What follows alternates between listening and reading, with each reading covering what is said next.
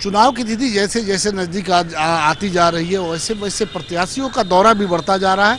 और अभी हमारे साथ मौजूद हैं बहुजन समाज पार्टी के सिवान लोकसभा के प्रत्याशी वाल्मीकि प्रसाद गुप्ता जी। वाल्मीकि जी, कैसा चल रहा है आपका चुनावी प्रचार? मेरा चुनावी कैंपेनिंग बहुत अच्छा चल रहा है। हमने कल जो है कि जीरादेई, करछुई, तितरा, मैरवा और उसके पहले भी हमने आपको अंदर, रघुनाथपुर, बुठनी, तमाम मैंने जिला के 14 प्रखंड का मैंने दौरा किया। जनता की अपार मुझे जो है कि सहयोग मिल रही है। और इस बार जनता सिवान में एक मुंड बनाई है कि जो है कि महागठबंधन और एनडीए के जो भी उम्मीदवार है उससे अलग हट करके जो है कि हम मतदान करेंगे। लेकिन बिहार में ये देखा जाता है कि या तो एनडीए है या फिर यूपीए है। बसपा की बहुत ज़्यादा यहाँ पे धमक नहीं देखी गई। जो उत्तर प्रदेश में दिखाई देता है वो यहाँ पे नहीं दिखाई देती है। इस परिस्थिति में आपने ये कैसे सोच लिया कि सिवान की जनता आपको वोट करेगी? परिस्थितियाँ यहाँ बनी हुई है, परिस्थिति बनी है। दोनों उम्मीदवार को यहाँ की सिवान की जनता पसंद नहीं कर रही है। इस स्थिति में जो है कि एक तलाश कर रही है एक युवा उम्मीदवार को कि एक उनमें एक दिखाई दे रही है सिवान की जनता की कि अगर सिवान में अगर कोई अच्छा अगर नेतृत्व और यहाँ का जो है कि सिवान का प्रतिनिधित्व के लिए कोई अच्छे अगर उम्मीदवार साबित होगा तो भाई वाल्मीकि प्रसाद गुप्ता साबित होगा।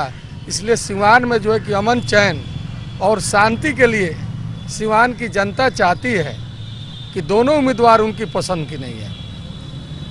क्यों, क्या दिक्कत है इन दोनों उम्मीदवारों में? दोनों उम्मीदवारों की बैक हिस्ट्री देखा जाए, दोनों उम्मीदवार जो है आपको देखा जाए, अजय सिंह जी हैं चाहे साहबुद्दीन जी हैं, उनको देखा जाए। और इसी स्थिति में सिवान की जनता निर्णय ले रही है कि इस बार जो है कि हम वोट करेंगे तो बहुजन समाज पार्टी को करेंगे। लेकिन वाल्मीकि जी, न तो अजय सिंह चुनाव लड़ रहे हैं और ना ही साहबुद्दीन चुनाव लड़ रहे हैं, फिर अजय सिंह और साहबुद्दीन का नाम क्यों? नाम है कि चूंकि दोनों परिवार उनकी पत्नी है दोनों की, तो आना ही नाम है। क्या आपको लगता है कि पत्नियां को आगे करके जो ये बड़े बड़े लोग हैं वो राजनीतिक हित साधने का प्रयास कर रहे हैं? ना, ऐसी बात जो पॉलिटिकल पार्टी है वो कहीं ना कहीं चाहती है कि उनकी पत्नियों को लड़ा करके जो है कि हम सिवान में पुनः एक दबदबा कायम रखें, चाहे वो जदयू के उम्मीदवार हो या आरजेडी के उम्मीदवार हो। इसी बहाने से दोनों पार्टी कैंडिडेट दी है और सिवान की जनता एकदम जान चुकी है, सिवान की जनता समझ चुकी है कि इस बार जो है अभी तकले तो सिवान की जनता जो 2014 में जो दिखाई दे रही थी, जो सिवान बोल रही थी अभी तकले चुनाव में, अभी तकले सिवान की जनता की कहीं आवाज़ें नहीं आ रही है कि मैं वोट कहाँ दूंगा।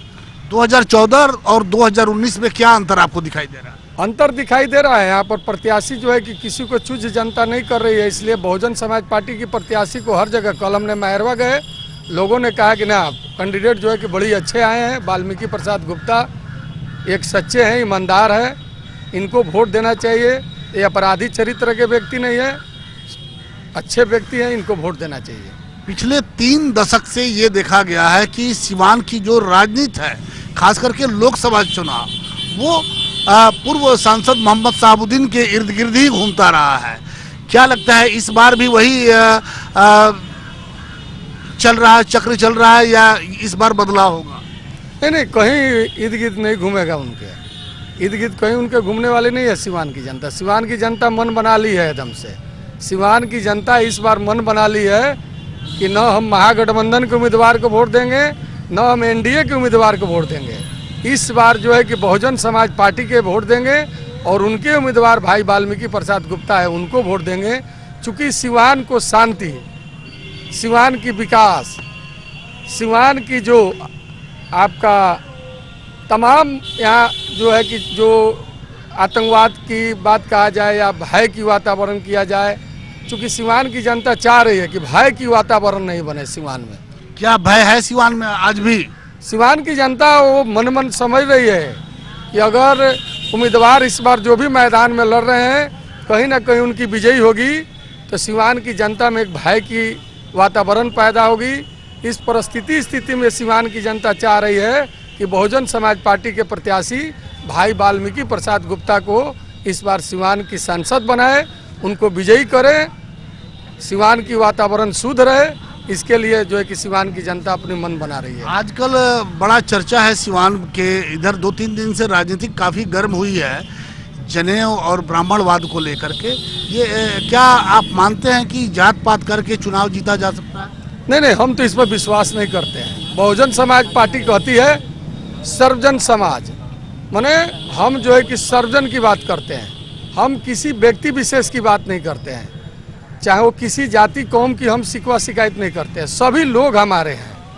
हमारी पार्टी सिर्फ उसी का विरोधी है जो समाज के गलत नीतियों की कार्य करती है, उसके विरोधी। हम किसी जाति के विरोधी नहीं है, चाहे वो ब्राह्मण हो, राजपूत हो, भूमिहार हो, या हमारे वैश्य समाज के लोग हो, या अल्पसंख्यक मुस्लिम समाज के लोग हो, या अति पिछड़ा के लोग हो, या SC ST के लोग हो। मैं तमाम लोगों से मैं निवेदन करूंगा कि कहीं जो है कि जात पात की बात नहीं है, इस बार बहुजन समाज पार्टी के वोट दें। और कहीं जनेऊ की बात नहीं है, जनेऊ भी हमारे समाज का सर्वश्रेष्ठ है, उसको भी हम सम्मान देते हैं। ये बहुजन समाज पार्टी सभी धर्मों, सभी मजहबों की सम्मान देती है। आप विकास की बात कर रहे हैं और जात पात से ऊपर उठने की बात कर रहे हैं, लेकिन देश का प्रधानमंत्री नरेंद्र मोदी वो कहते हैं कि मैं पिछड़ी जाति का हूँ, इसलिए मुझे गाली दिया जा रहा है, मुझे कई तरह की बातें की जा रही है। तो जब देश का प्रधानमंत्री पिछड़ी जाति की पिछड़ी कार्ड खेलना चाहता है तो कहाँ विकास फिर सामने आ रहा है? फिर तो वही जात पात की बात हो रही है। नहीं, ये तो प्रधानमंत्री जी माननीय हमारे नरेंद्र मोदी जी जब देश के गुजरात के मुख्यमंत्री बने, उस समय उन्होंने OBC में नहीं थे, पिछड़े में नहीं थे, उन्होंने FC क्लास से बिलोंग करते थे। जब वहाँ के मुख्यमंत्री बने तो अपने आप को OBC में डाले और इस देश में एक चेहरा बनाए। कहीं वो जाते हैं तो कहते हैं कि अति पिछड़ा के हैं, जबकि उत्तर प्रदेश में अति पिछड़ा नहीं है, तो कहते हैं कि बहुत पिछड़े लोग मेरा खड़ा है। लेकिन वो पिछड़े के कितना कल्याण करते हैं, SC ST को कितना करते हैं, तमाम जनता देख रही है कि नरेंद्र मोदी कहते कुछ और हैं, करते कुछ और हैं। 14 में उन्होंने वादा किया था कि अच्छे दिन आएंगे और वो 15-15 लाख, क्या आपको क्या लगता है कि ये सब्जबाग था या चुनावी नारा था? ये क्या था? क्या अच्छे दिन आ गए?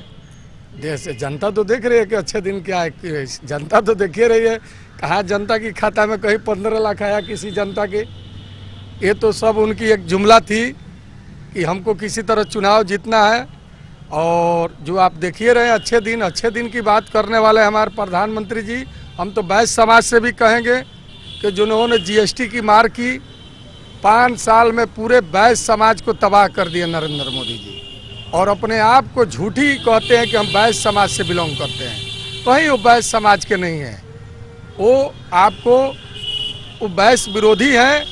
मैं एक गर्व के साथ कहता हूँ, मैं बनिया समाज से आता हूँ, मैं दावे के साथ कहता हूँ कि नरेंद्र मोदी जी पहला अगर विरोधी कार्य किए हैं इस देश में तो सबसे पहला काम किए हैं वैश्य विरोधी काम किए। चूँकि वैश्यों पर इतनी ना मारे हैं कि वैश्य समकरा आ रहा है अंदर से। क्या लगता है कि आने वाले जब 23 तारीख को मतपेटी खुलेगी, मायावती प्रधानमंत्री बनेगी? एकदम निश्चित बनने वाली है। एकदम मुझे गर्व है, विश्वास है कि इस भाई नरेंद्र मोदी इस बार आने वाले नहीं हैं, और इस बार बहन कुमारी मायावती जी ही देश के प्रधानमंत्री बनेंगे। मुझे पूर्ण विश्वास है और मैं विश्वास के साथ कहता हूँ। कांग्रेस आपको सपोर्ट करेगा? वो तो परिस्थिति बताएगी, करेगी, परिस्थिति बताएगी आपको। चलिए, आपने देखा कि वाल्मीकि प्रसाद गुप्ता जो बसपा के कैंडिडेट हैं, उनसे कई मुद्दे पे सिवान से लेकर के हमने जो जिस चीज़ के लिए, जिस प्रधानमंत्री के लिए चुनाव हो रहा है कि एक अच्छा, एक बढ़िया प्रधानमंत्री हम चुन सके, उस मुद्दे पर भी बात किया और कई बातों को स्पष्ट शब्दों में वाल्मीकि जी ने अपनी बात को रखा है। जब हमने पूछा कि क्या मायावती बनेंगी, तो उन्होंने कहा कि बिल्कुल बनेंगी और आने वाले में परिस्थितियाँ, आने वाला समय बताएगा कि वो बन पाती हैं या नहीं बन पाती हैं। लेकिन उन्होंने एक अच्छी बात ये जरूर कही कि पूरे देश को एक अच्छे प्रधानमंत्री, एक अच्छे नेता और बिल्कुल विकास जो आपका हित की बात करे, आपके दुख सुख की बात करे, उसको चुनने की जरूरत है। अब देखना है कि 12 तारीख को सिवान की जनता कैसा उम्मीदवार चुनती है। ये तो आने वाला 23 तारीख को ही पता चलेगा जब मतपेटियां खुलेंगी।